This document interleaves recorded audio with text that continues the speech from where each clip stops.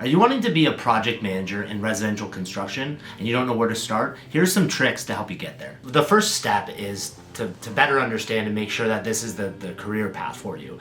So some typical project management backgrounds might include, experience in construction itself, whether it be framing or foundation or just basically any sort of construction trade. Always has lended itself to a good future project manager because they have experience out in the field and they, seeing different trades back and forth. And there's really a lot you can get from just experience on job sites. That's one thing. I think any interests like, enjoying the outdoors, being hands-on, enjoying some manual labor. Now, there's not a lot in project management because you're essentially running the job rather than doing any particular, myopic scope. But having said that, I think being outdoors and being hands-on is definitely an attribute for a good project manager. So based off of what I had mentioned, if you don't have any experience in that, but you still think you'd be great for project management, here is a couple of things that we would advise you to be familiar with. So we would suggest that you would be familiar first and foremost with the construction documents. So this is essentially your guide map, your road map.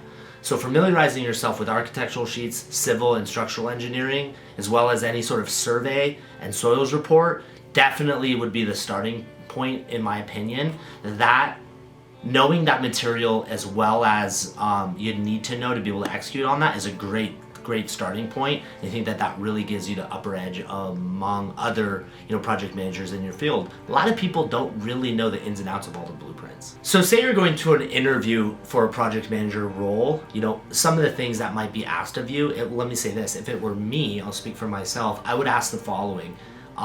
I would flip to a structural sheet and I would say, S02, tell me a couple of things that you see here. They should be pointing out the shear walls. They should be pointing out, locations for the window and door schedule.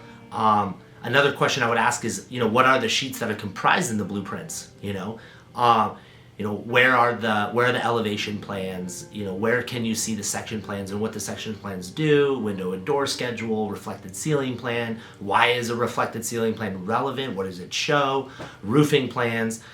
Asking a couple of supplemental questions to each of those sheets as a whole is definitely something I would do. I say lastly is I would make them, I'd make them give me some answers as to what the precise grading plan is, why it's relevant, what does it show, what does it do, where does it show the delta on weep screed from the exterior of the house in comparison to flat work, things like that. So let's fast forward. Let's say you took that advice, you ran with it, you learned all of the plans, you learned all of the documents, you understood the types of questions, prepped yourself, and then went into the interview, succeeded, and now you have the role. So what a typical day-to-day operations, what a day in the life, if you will, of a project manager. First and foremost, construction starts at 7 to 8 o'clock, depending on the municipality and the regulatory bodies that are overseeing where your project is located. But you're starting early. You're going over at the job site at 7 a.m. Typically, either the day before or a couple of days before, you've kind of mapped out what sort of the labor looks like on site. So whether that's showing up and making sure that the material has been delivered, walking through a previously completed scope that you have inspection for that day or the next, contacting and coordinating with subcontractors for the remainder of the week and the next week, sort of mapping out the order of operations for what the next large ticket item is that we need to purchase. A lot of the materials have longer lead times, so in order to continue to be mindful of the timeline, we're ordering some large materials that have long lead times well in advance. I think also being attentive to the utility plans and getting coordinations with, all of the different utility vendors. I think that's extremely important.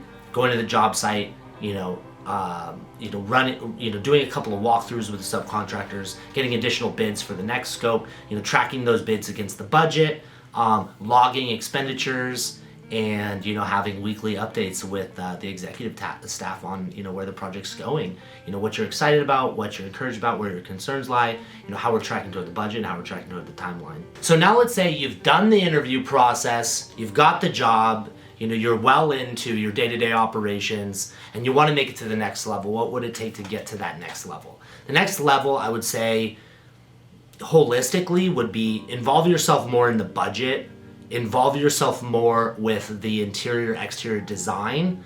It don't necessarily mean picking the design, but be very, very mindful of if there's a designer on board, that the design is very specific and detailed on a room by room basis, or some sort of way in which there's effective communication with any subcontractor or with our own staff on site to say, hey, there's 5 bathrooms, this is the material selection for bathroom 2 specifically, and the others have, making sure that's all organized in a proper and concise way is extremely helpful from the budget standpoint, making sure that, we're tracking these bids. If we have 3 bids and they're all 25% over budget, just because we said we recommend you get 3 bids, if there are 3 bids and they're all very poor, get more.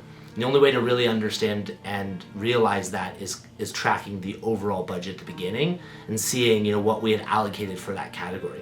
That's another way to step it up. I think in addition, having some involvement with the consultants early on in the pre-development stage when you're with architecture, civil and structural engineering, and there's corrections that the city building department requires to be able to get the permits. Some involvement at that stage would really alleviate and really help the rest of the team out, because it can be a lot of labor intensive and time intensive conversations with these consultants, and at the end of the day it's really just part of the feasibility and executing and building the project. Absolutely, if a project manager steps up, could absorb some of that role. So if you're a project manager now, or you're aspiring to be a project manager, and there's, if there's any way that we can be of additional value to you, please direct message us, let us know, leave a comment, ask any questions, comments, concerns, anything regarding project management. We're here to help you, and until next time, hope you have a wonderful day.